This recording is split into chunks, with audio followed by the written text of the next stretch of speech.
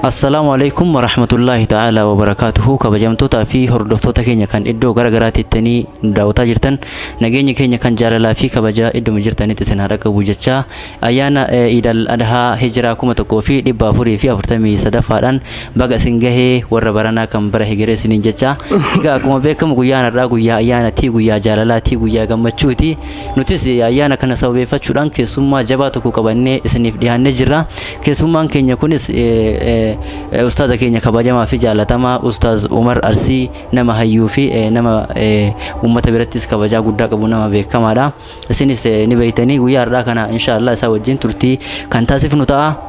Hanga xumura qophii keenyatti nu wajjin turan affeerraa keenya Ustaaza yaamsa keenya uwwattanii gara istuudiyoo keenyatti dhufuudhaaf hedduu takka galatoomaa isiniin jedha. Isinis galatoomaa na affeeruu keessaniif. Ustaaza mee jalqaba irratti maqaan keessan guutuun eenyu, eessatti dhalattanii, eessatti barattan? Bismillah, alhamdulillah, salatu wassalamu ala rasulillah sallallahu alaihi wasallam. Iddoo maqaa kanatti baay'ee na dhiba. Namoonni hedduun isaanii maqaa kiyya irratti confusion keessa seenanii maqaa sadan takka qaba. Ayya. Inni tokko maqaan sadii nageetti. Hin baay'anne. Inni dura maqaan kiyya Tashitee Roobee jedhama. Inni kun islaamummaan dura jechaadha. Booda ammoo akka islaamummaatti seenee hin jijjiiranne paaspoortii kiyyarlee waraqaa eenyummaa kiyyarrattillee maqaan kiyya Tashitee Roobeetiin beekama. Haga islaamummaa seene ammoo hawaasni musliimaa hin ta'u maqaa Tashitee jedhamu miti maqaa Umar jedhamutu siif mala jedhanii jaalalummaarraa Umariin natti moggaasanii kanaafuu Umar Roobee jedhama. Yeroo xiqqoon booda ammas maqaa sadaffatu jira. Maqaan sadaffaan kunis waa babarreessuu jalqabee barreeffama kanneen ammoo maqaa akkamiitiin haa moggaasu kan jedhu Umar Arsii jedhee moggaasuun narra jira. Maaliif Arsii Asaallaan iddoo itti islaamummaa seene waan ta'eef yaadannoo saniif akka ta'u jedhee Umar Arsii moggaafadhe kanaaf maqaan keessatti ta'e. Maashaallah hedduu bareeda Ustaaza mee uummanni keenya keessattuu akka Dr. Zakir sanitti isin beeka uummata amantii islaamummaan ala jiran kana hedduu daawwaatti gootanii nama hedduutu harka keessanitti illee amane nutis ragaa isinii baana kana. Mee Ustaaza barumsa hoo eessatti barattanii amma hoo eessa jiraattan? Iddoon dhalootaa kiyya iddoo amma jirru kana yoo jennellee hin dandeenya. Garuu namoonni hedduun iddoon amma jirru waan argaa hin jirreef. Akkas. Ani dhalata Aanaa Shaashamanneeti. Barumsa kiyyas high schoolis elementaries naannuma kanatti baradhe. Umura irratti barumsa diploomaadhaan teknoolojii bishaanii Arbaa Minci ture. Amma yeroo sanitti Water Technology Institute jedhama. Amma immoo yuunivarsiitii ta'ee yuunivarsiitiitu guddatee jira. Arbaa Minci Water Technology Institute irraa diploomaadhaan xumure. Akkasumaan hojii mootummaa jalqabee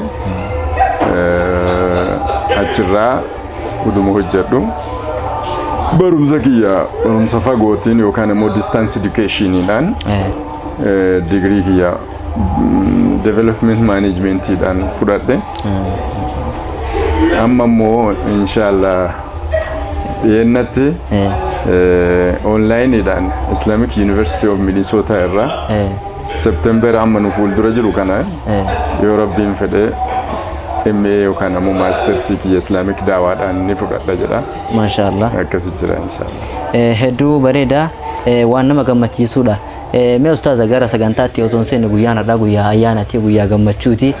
Namnis waan bohaartii barbaada. Baay'ee illee keessa seenuu osoo hin taane mee saayinsistoota keessaa nama akkaan dinqisiifattan nama tokko maqaa nuu dhawaa. Allahu Akbar. Saayintistoota keessaa nama tokko miti nama hedduu maqaa dhahuun hin danda'ama. Yeroo tokko akkuma duratti ati dubbatte sana namni tokko biyya alaatitti nama Arabaati. Daawwati ka misla Dr. Zakir Naik naan jedhe. Dhugatti Dr. Zakir Naik logically nama ragaa jirtu lafa kaa'ee waan hin jirrellee waan hin jirullee waan jiruuf waan hin jirrellee nama ragaadhaan dubbatu logical analysis nama kennu inni tokko namni nu dinqisiifannu akka muslimtoota addunyaatti Dr. Zakir Naik قبل ذلك دكتور زاكر نايك دور أمو ديدات محمد the greatest of the great كان جد أحمد ديدات رحمه الله the South African إسا ندين كسيفات أكان دين كسيفات he was a teacher of Dr. Zakir Naik برسيسا دكتور زاكر نايك يوم متى إسا أحمد ديدات الحمد لله ربنا وفقه إساس كتاب إساس أنا أفان إنجلي فاتفة إرى أفان أماراتي في أفان أوروموتي تيكي تربان لما در تربان لما ندا مقالا شاشمان نتي أكا غارين أماني باي بيسي ما شاء الله واني ساينتست تيو دي بيني ساينتستون الدنيا يروات دا ور إمبريولوجي قراتن ور جيولوجي قراتن ور مارين بيولوجي قراتن وانا جايباتي قرآن جيشان كتاب سمويل مناماتين إن قبوف نجراني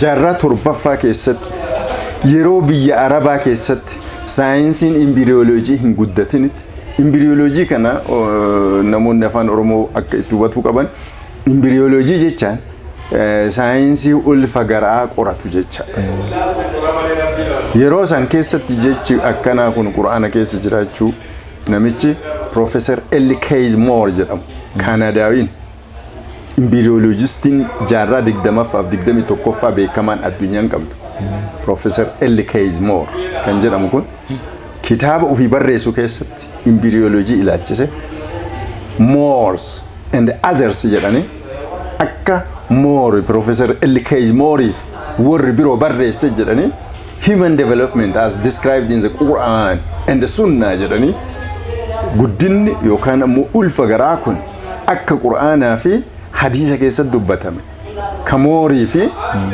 warri biroo barreessan jedhanii referaansii godhanii adda embryoloojiin addunyaa qur'aanaa fi hadiisa riferii godhanii saayintistiin tokko ani kan dinqisiifadhu Professor Ellis Moore inni lammaffaan Dr. Maurice Bucaille kan jedhamu Faransaayin inni duraa kun Kaanaadaawidha lammaffaan kun ammoo Dr. Maurice Bucaille kan jedhamu waan qorannoo jedhamu kana lafa karraan qoradhe fixe amma wanti na hafe islaamummaadha ji'a jaha keessatti afaan arabaa baradhe amantaa islaamaa dara ta'uu addunyaa tanaaf saaxila jedhe afaan arabaa barate achi keessatti waa'ee reeffa fir'oon akka rabbiin dubbate arge kitaaba inni barreesse yeroo duraatiif the Quran modern science and the Bible kitaaba jedhuun lafa kaa'ee qur'aanaaf olaantummaa kenne kitaabni isaa websaayitii keessatti waan anamma jedhe kana jedhee namni kamiyyuu yoo googilii seenee hin argata namoota lamaan kanneen dinqisiifadha. Maashaallah hedduu bareedaa mee ustaaza addunyaa kanarratti wanni isin gammachiisaa maali? Kuni gaafii qabaare kuni waan akka amantaa islaamaa na gammachiisu hin jiru. Ana qofaa miti muslimtumtu hundumtu akka addunyaatti wanti akka islaamaa nu gammachiisu himan jira. Gaafii osoo hin baay'ifnee gara sagantaatti achi tarkaanfadha. Mee ustaaza amma dura hojjetaa mootummaa ta'uu keessan dhaga'ee jira. Hojii guddaa qabdanii hojii guddaallee akka qabdan ni beeka. Hojii kana dhiiftanii gara da'awaa kanatti akkasiin tan wanni sababa isin ta'e maal? Dhugaatti hojii sadarkaa guddaa irra ture. Alhamdulillah. Hojii kana gadhiisuun ammoo maaliif akka na barbaachise? Bifa gabaabaadhaan lafa sikaa. Ani mootota lamaan gabbaree hin danda'u jedheetuma harka kiyyaan barreesse.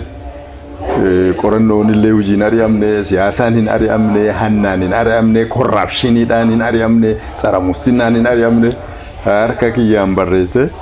Mootota lamaan gabbaree hin danda'u jedhe. Rabbii kiyya qofa gabbara jedhe. Akkasiin maaliif hojii daawaa irratti yoo hojjedhe bu'aa inni naaf fiduun beeka. Akkasuma ammallee daawaa kana keessatti biyya keenya keessatti daawaan amma amantii wal bira qabanii ittiin biyyatti daawaa godhan kun warra musliiman taane godhan kun hedduu humna namaallee hin qabu dhaabbata waan sanirra hojjetullee waan hin qabneef iddoo banaa jiru just to fill the gap hojii kiyya gadhiisuu danda'e. Hojiin kun hojii guddaadha, chaalenjii qaba. Yeroo da'waadhaaf namoota islaamummaan ala jiran yeroo qunnamtanitti mudannoon isin mudatu mudannoo akkam? Hedduudha. Lamaan takka qofa asitti maal? Inni tokko yeroo tokko konferensii guddaa geggeessinee iddoo warri kiristaanota illee jiranitti musliimtonni baay'een jiranitti walitti yaamnee kiristaan musliim wuyyiiti yookaan immoo daayaloog geggeessaa turre. Daayaloogii san irratti kiristaanotumatu matsaaf quddusiin kun amma isin irraa dubbataa jirtan kun kennaa miti. Ofii forjidii hojjettanii fiddaniirtan malee matsaafni kenna yookaan immoo kitaabni kenna akkanan jedhu jedha. Booda ho'aamee ijuma teessaniin dubbisaati kitaabni kun keessa immoo keessanii miti jennee gaafadha. Yoo san Ustaaz Abu Haydar faa akkasuma Muhammad Kadir amma innis gara Riyaad jira.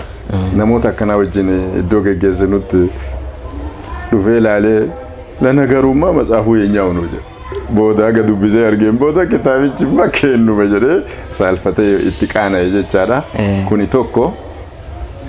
Inni biraa immoo biyya alaatitti nama Kiyuubaa tokko wajjin haasaa godhi jedhanii qabanii na fidan. Namichi haakimiidha. Haakimiin kun ammoo hospitaala guddaa biyya Kwaatar keessatti hospitaala guddaatu jira, hospitaalli mootummaa Hamad Medical City jedhani achi keessatti iddoo guddaa hojjeta. Nama jabaa wayiiti jedhanii qabataniiti isallee natti fidan. Gaafima takkatti gaafadheen. Do you know A to Z about Christianity jedheen? Waa'ee kiristaanummaa A irraa haga Z beektaa jedheen? Hin beeku naan jedhe. Kun mudannoo guddaa. Namni tokko amantaa itti amanu tokko waan itti amaneetiin ibiddarraa na fayyisa jedhu tokko A irraa jalqabdee hanga Z itti beektaa yoo jedhan hin beeku yoo jedhe maajoritiin uummata addunyaa waan itti amaneeru hin beeku jecha. Kun na dinqisiisa. Yeroo garagaraatti waltajjii irrattis ta'uu fakkeenyaaf iddoo garagaraatti namootatti yeroo daawaa gootanii jechuudha. Namoonni harka keessanitti amanii lakkoofsan yookaan qabatanii jirtu yaadattu? Inni rakkoo guddaa.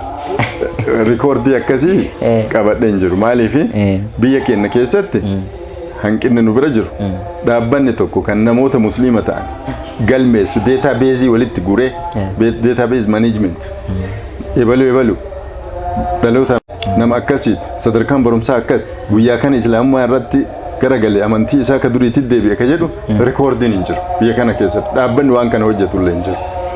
Garuu warri kitaabaan amanillee warri daawaa kennan amanillee tokko lama miti keessattuu biyya keenya keessatti warri muqaaranatul adiyaan yookaan immoo comparative religion irratti hojjennu namoota qubaallee akkamnu ka akka Ustaaz Qamar faa ka akka Abu Haydar ka akka Muhammad Kadir warroota biroo namoota xinnoo baay'ee miti Khalid Kibroon faa warri waan akkanaatiif hojjennu nama 4 5 6 jecha amma laakkayachuu dabarsuu hin dandeenye. Namoota kanniiniin warri islaama seenan hedduu garuu rakkoon kenna maali rikoordii hin qabnu. Anamuu rikoordiin tokko kan qabu biyya Kwaatar keessatti waggaa 7 wadhakka yoo markaza Qatar Islamic Cultural Center keessatti yeroo hojjedhu hin galmeessina guyyaa guyyaan kompiitara keessa galchina. Waggaa 7 keessatti alhamdulillah warri Afrikaa Keeniyaa irraa dhufan Naayijeeriyaa irraa dhufan musliimatti ka seenan nama 1,000 ol dubartootaan alatti sun kan kompiitara keessa gal. Sunniin warroota Afrikaa irraa hojiif biyya Kwaatar deeman warra santu markazaan itti hojjedhutti yoo sagantaa daawaa yoo itti geggeessine jennu warra islaamummaa fudhatan kan rikoordi ta'e nama 1,000 ol. Dubartii utuu hin dabalatin. Yeroon qabnus gabaabduu waan taateef sagantaa keenya gabaabsinee gara dhumatti deemna. Ustaaz afaan meeqa dandeettan? Afaan Amaaraa, takka, afaan Oromoo, lama, afaan Ingiliffaa, sadi, afaan Arabaallee nuti kun dubbadhallee hin dhagaalle. Mee Ustaaz gara fuulduratti kaayyoon keessan maali? Inshallah kaayyoon kiyya guddaan yoo Rabbi umrii naa dheeresse biyya keenya keessatti jiddugala tokko kan akka Dr. Zakir Naik kan akka Sheikh Ahmad Didat biyya keenya keessa gadhaabne odeeffannoo islaamaa ragaa jirtu haqa jirtu namni musliiman taane akka baruu fi akkas barsiisu sagantaan kiyya kanuma inshallah. kabajamtootaa fi hordoftoota keenya kan iddoo gara garaatti ittanii nu daawwataa jirtan sagantaan keenya kan guyyaa har'aa qabannee dhiyaanne kana fakkaata ispoonsara keenya guyyaa har'aa ummaa kaaffee hedduu galateeffannaa maqaa daawwattoota Baarik Miidiyaatiin jechuudha. Ustaaza ergaan qabaattan yookaan qabdan yoo jiraate carraa isinii kennaa sagantaa keenya hin goolabna. Yeroo tokko Minbar TV irratti gaafiif deebiin naa godhame.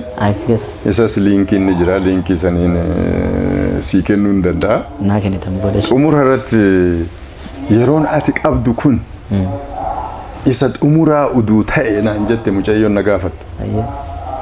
Ergaan ati uummata addunyaatiif dabarsitu maali naan jette.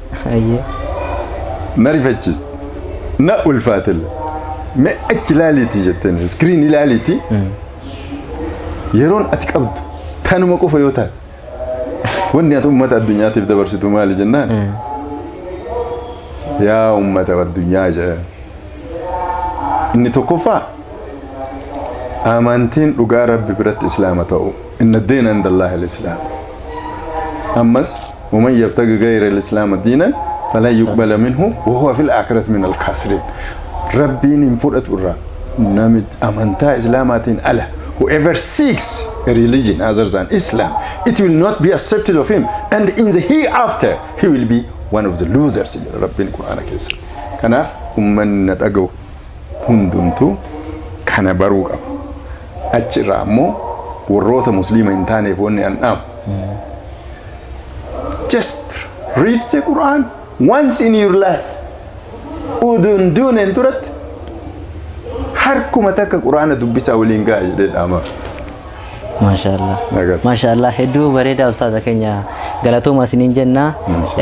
Baarik Multimedia Production namoota beekamoo namoota isin jaalattan nama akkanaafaa qabnee isiniif dhiyeessina isinis nu jajjabeessaa koomentiin laayikiin sheer nu deeggaraa isiniin jenna. Ustaaza daawwattoota Baarik Miidiyaatiin kaayyoo Baarik Miidiyaa illee itti himtanii dhaamsa isaaniif qabdan daawwattoota hordoftoota Baarik Miidiyaa qofa isaan qofaaf addatti waan dhaamtan hoo maali kaayyoo keenya illee itti ibsitanii beeytanii miti kanaaf gara isaanii isin dabarsa. Yeroo addaa kana keessatti akkas miidiyaan humna cimaa ta'ee jira. Media is power. Media is serving politics. Tajaajila siyaasaa illee miidiyaatu godhaa jira. akkas Adda daldaluuf illee nutis ammoo Din al-Islam promote gochuudha. You guys, we have to call the people to Islam. Kanaaf ammoo miidiyaan adda dureedhaan jabeeffamuu qaba, irratti hojjechamuu qaba. Islamic miidiyaan ammoo miidiyoota kaawwanii olitti socho'ee outreach jetti warri amantaa biroo.